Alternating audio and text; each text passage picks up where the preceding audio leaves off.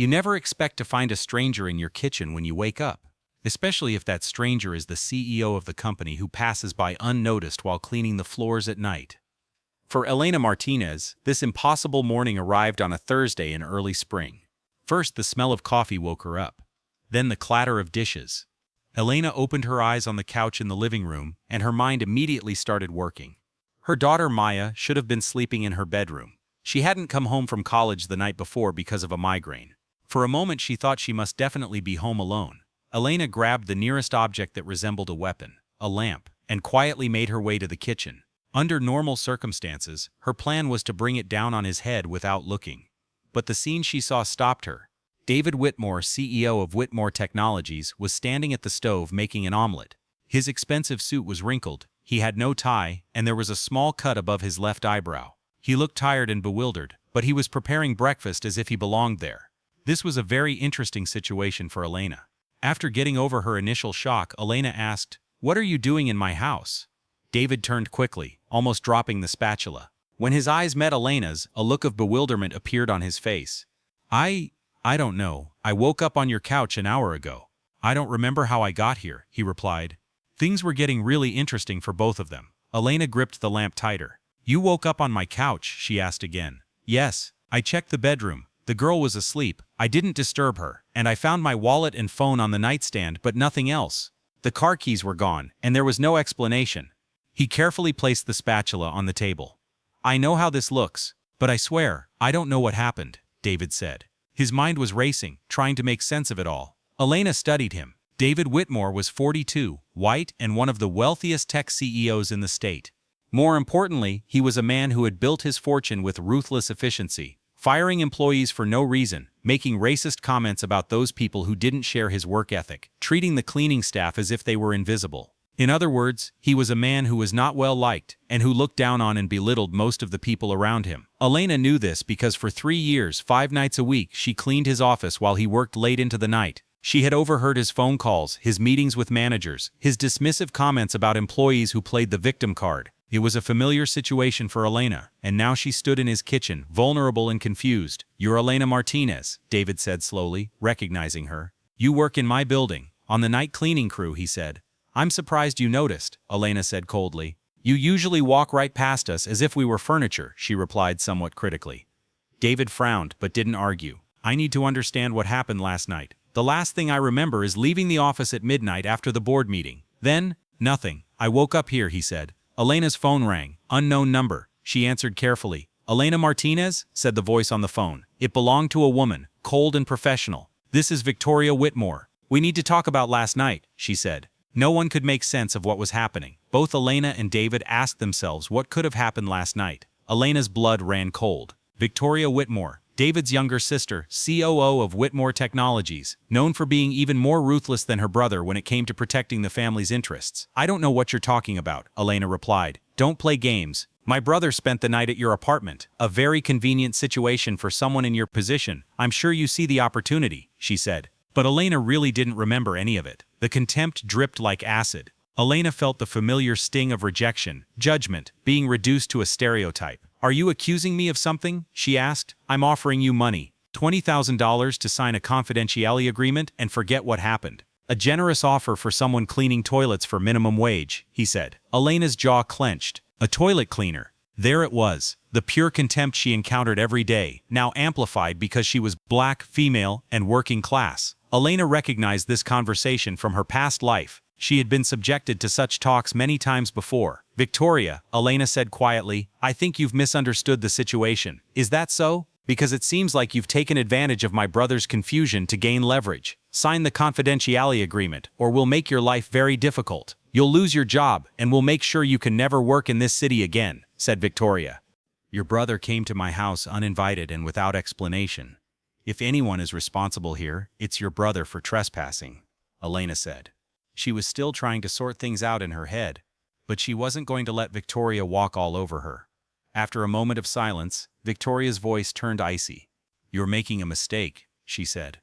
"No, you are," Elena said, and hung up the phone. David looked at her. "You just turned down $20,000 and threatened my sister. Do you know what she's capable of?" he asked. "Do you know what I'm capable of?"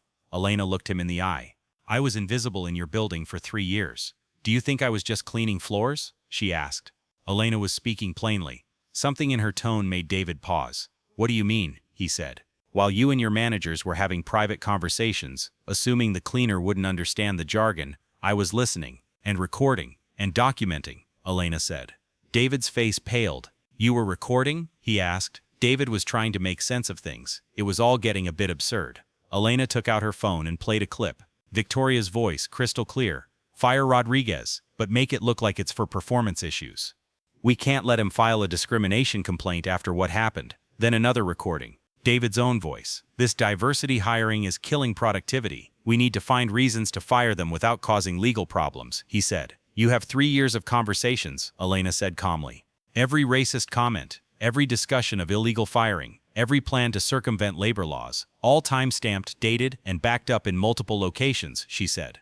David slumped into a chair. Why? Why did you do this? He asked. Because I knew you would eventually go too far. People like you always do. And I wanted to be prepared when that moment came, she said. The phone rang again. This time it was her supervisor at work. Elena, I'm calling to inform you that your employment has been terminated immediately for misconduct, he said. What misconduct? Elena interrupted. I did not commit any misconduct, she replied. Your employment contract is at will. The company no longer requires your services, he said. 2 hours after Victoria Whitmore called me? That's not suspicious at all. Elena's voice hardened. Tell Victoria she made her second mistake today. The first was threatening me. The second was retaliating against a whistleblower, she said. She hung up the phone and looked at David. Your sister just got me fired, she continued. Elena, I'm sorry, David stammered. Forget it. Your sister declared war. I'm going to end it, Elena replied. What Victoria Whitmore didn't know was that Elena Martinez had a law degree. She had earned it by taking night classes for 7 years while working 3 jobs and raising her daughter alone. She didn't have the money to take the bar exam yet, nor did she have the money to work as an unpaid intern at law firms looking for free labor. But she understood employment law better than most lawyers,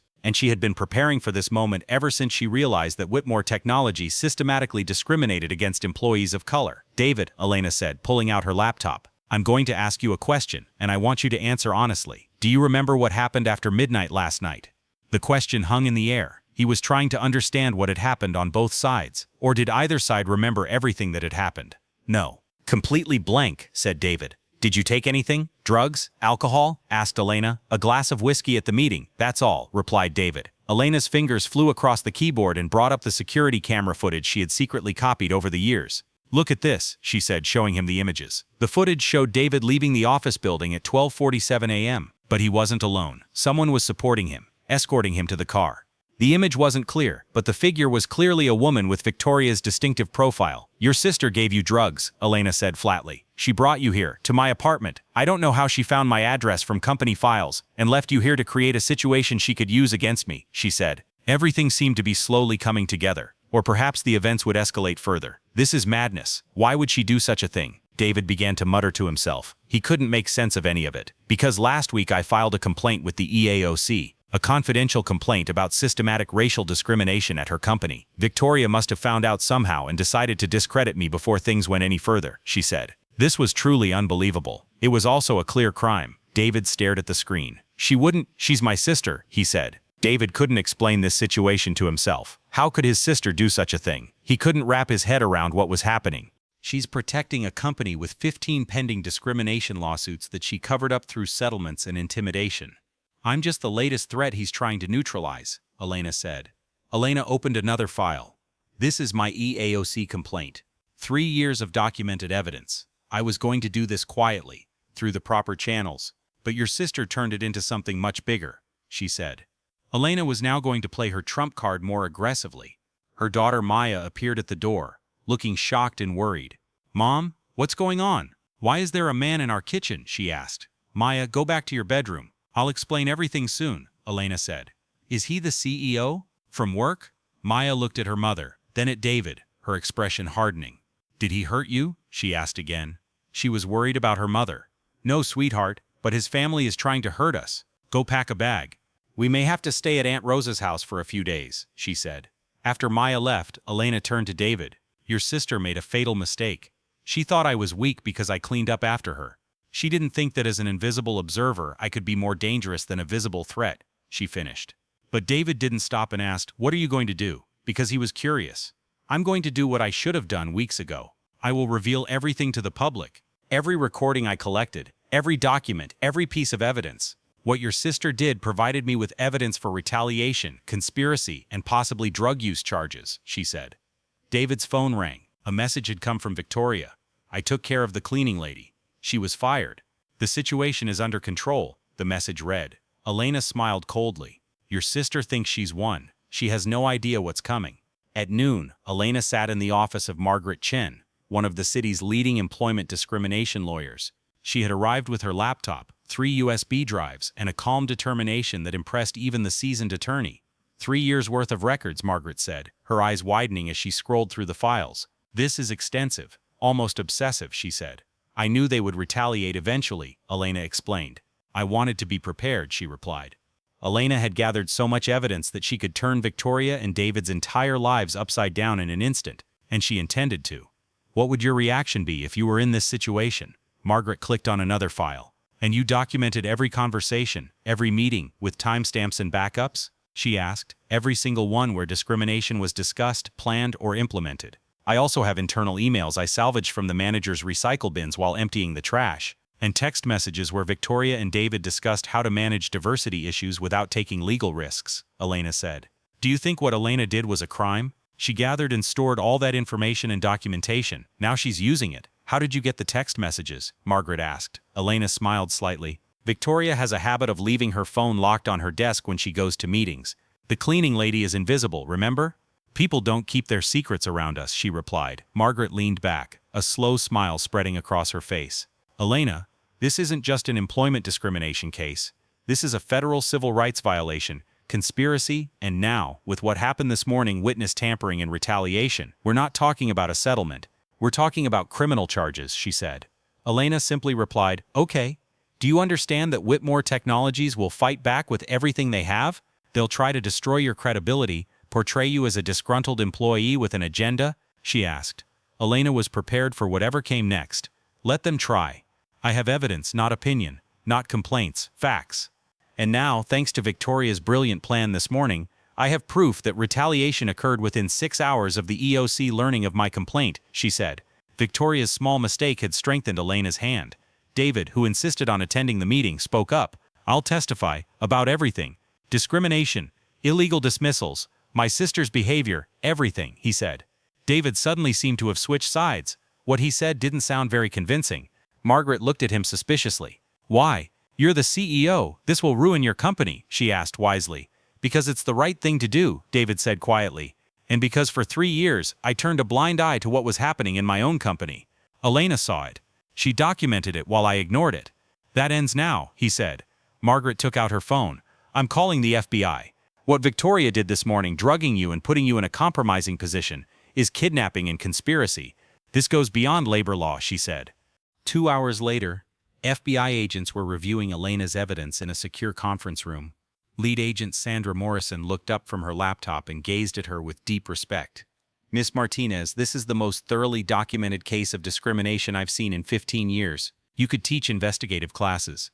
I learned by watching workplace investigations fail, Elena said. I knew I needed hard evidence, so I spent 3 years gathering it. Agent Morrison turned to his partner. We have enough evidence for RICO charges. This isn't just discrimination, it's a pattern of organized civil rights violations, a conspiracy to obstruct justice. This morning's retaliation adds federal witness tampering. What happens now? Asked Elena. Now we'll execute a search warrant on Whitmore Technologies. We'll seize computers, files, communication devices, and we'll take Victoria Whitmore into custody for questioning about this morning's incident. At 4 p.m., federal agents entered Whitmore Technologies headquarters with search warrants. When the agents arrived, Victoria was in a board meeting. Victoria Whitmore, you are under arrest for conspiracy, witness tampering, and unlawful detention. Agent Morrison read her rights as the executives looked on in shock. This is ridiculous, Victoria hissed. You can't prove anything. Actually, Agent Morrison said, raising his phone to play a recording, we have an audio recording of you discussing plans to take care of Elena Martinez by putting her in an inappropriate situation. We have evidence that you drugged your sister and took her to Miss Martinez's home without her consent, and we have 3 years of documented civil rights violations. Victoria's confident expression crumbled. That cleaning lady is impossible. That cleaning lady has a law degree and documented your crimes with a precision that would put most detectives to shame.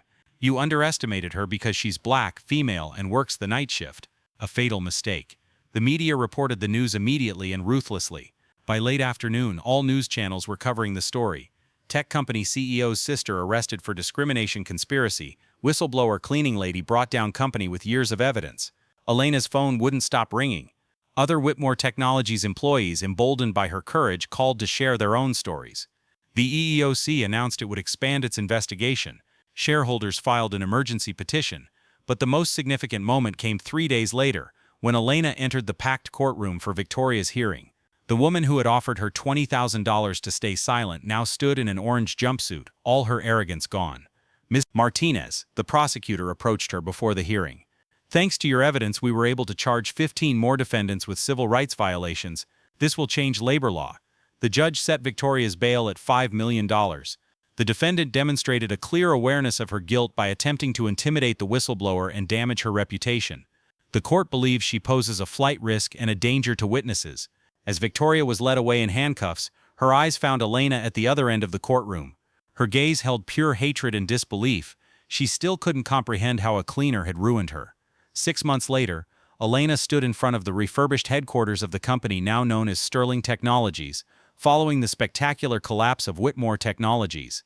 David had resigned as CEO, sold his shares, and the company had been restructured under federal supervision. Ms. Martinez, a reporter called out, "You've been offered the position of Director of Ethics and Compliance. Will you accept?" Elena smiled. "I've also been offered a position at the EEOC to train researchers on best practices for documentation. Plus, several law firms want me to consult on employment discrimination cases.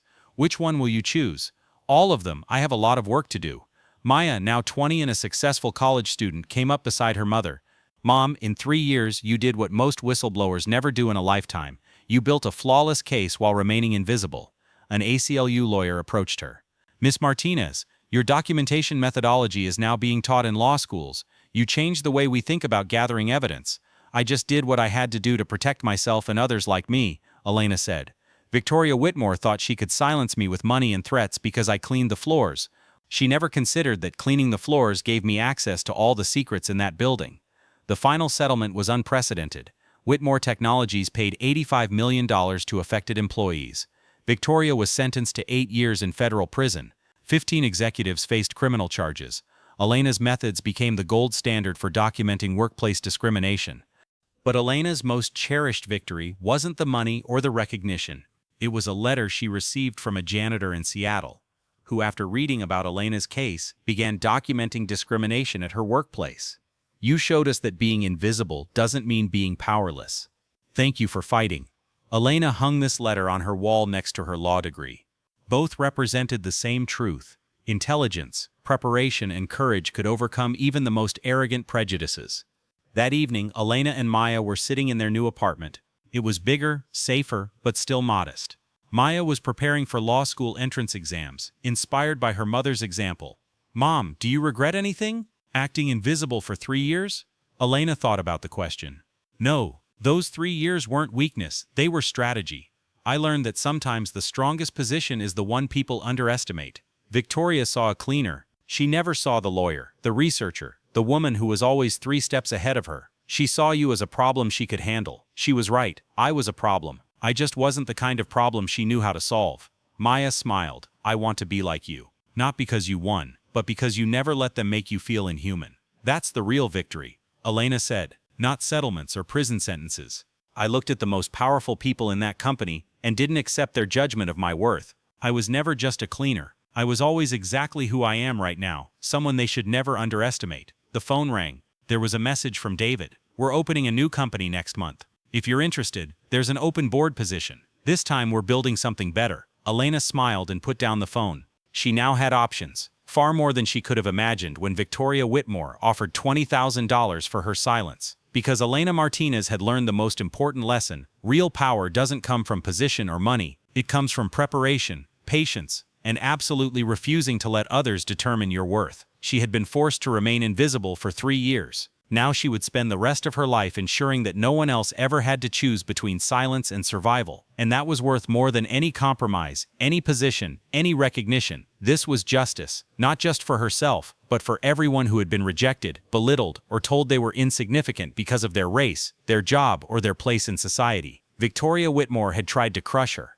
Instead, she had given Elena the proof she needed to change the entire system. Sometimes the greatest victory comes not from responding with anger, but from building a case so strong that even the powerful cannot escape justice. And sometimes, the cleaning lady is the smartest person in the room. She's just waiting for the right moment to prove it.